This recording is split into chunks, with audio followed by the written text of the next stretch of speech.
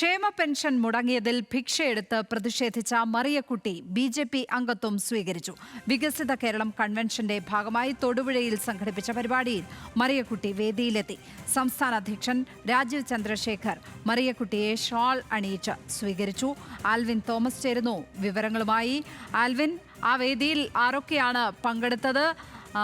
അവർ ഈ അംഗത്വം സ്വീകരിച്ച ശേഷം മറിയക്കുട്ടി മാധ്യമങ്ങളോട് പ്രതികരിച്ചോ? എന്തൊക്കെയാണ് വിവരങ്ങൾ?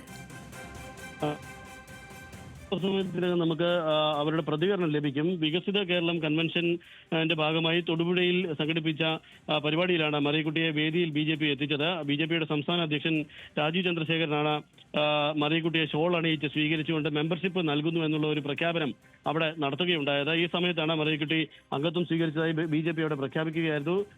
ക്ഷേമ പെൻഷൻ മുടങ്ങിയതുമായി ബന്ധപ്പെട്ട് ഭിക്ഷയെടുത്ത് വലിയ തോതിൽ സമരപരിപാടികളൊക്കെ നടത്തി ശ്രദ്ധേയമായ ആളാണ് ഈ മറിയക്കുട്ടി. അടിമാലി 200 ഏക്കർ സ്വദേശിയാണ് മറിയക്കുട്ടി പലതവണ സുരേഷ് ഗോപി പങ്കെടുത്ത മുൻ ചടങ്ങുകളിലൊക്കെ ബി.ജെ.പിയുടെ വേദികളിൽ വന്നിരുന്നുവെങ്കിൽ പോലും സുരേഷ് ഗോപിയുടെ അടുപ്പം മൂലമാണ് അന്ന് വന്നത്, അല്ലെങ്കിൽ സുരേഷ് ഗോപി തന്നെ സഹായിച്ചതിന്റെ അടിസ്ഥാനത്തിലാണ് അന്ന് വേദികളിൽ വന്നതെന്നായിരുന്നു നേരത്തെ മറിയക്കുട്ടി പറഞ്ഞിരുന്നത്. പക്ഷേ കോൺഗ്രസ് നേതാക്കൾ ആരും തന്നെ വേണ്ട വിധത്തിൽ മൈൻഡ് ചെയ്യുന്നില്ല എന്ന തരത്തിലാണ് അത് അവരുടെ ഒരു പരാതിയായി ഉണ്ടായിരുന്നത്.